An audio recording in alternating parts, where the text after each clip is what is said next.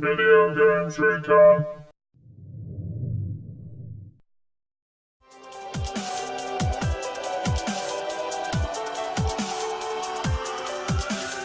The UZI is a good, if not slightly odd weapon, as it doesn't really have any direct comparisons that spring to mind.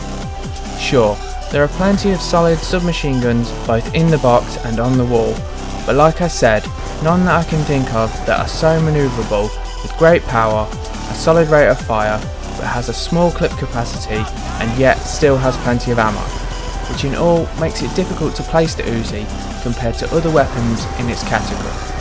Nevertheless, I found this gun to be cheap, loads of fun, easy to locate / acquire, and manages to hold on to its power into the mid to high rounds.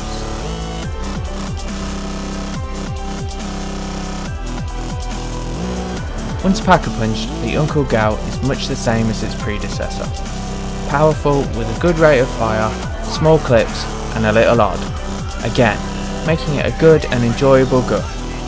However, I find it hard to understand why they didn't increase the magazine size once upgraded, as with a slightly buffed rate of fire, this gun needs to be reloaded way too often, as it still only holds 25 rounds per mag, making speed cola a must for this gun. If they'd have just given it an extra 10 rounds per clip, it might make you question as whether to take this weapon into the higher rounds or not. However, as it is, it's not much use past rounds in their mid to late 20s.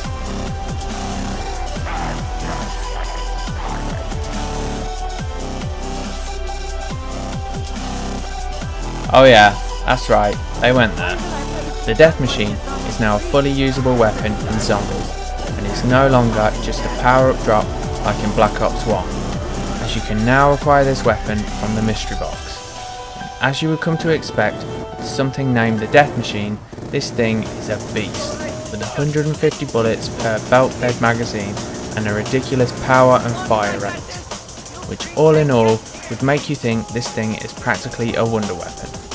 And in some respects, you'd be right.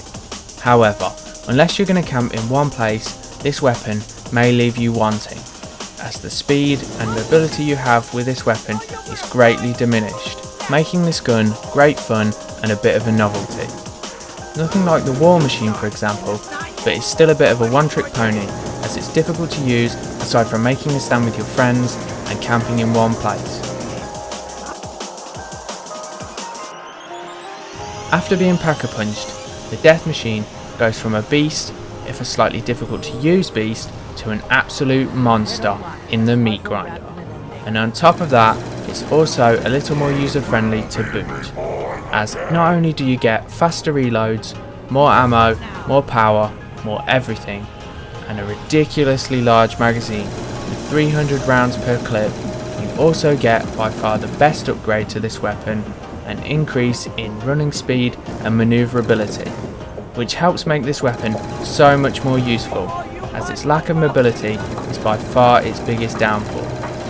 Now I wouldn't say you could exactly run and gun with the meat grinder, but it's now possible to run a train if you're careful and stack the zombies cautiously.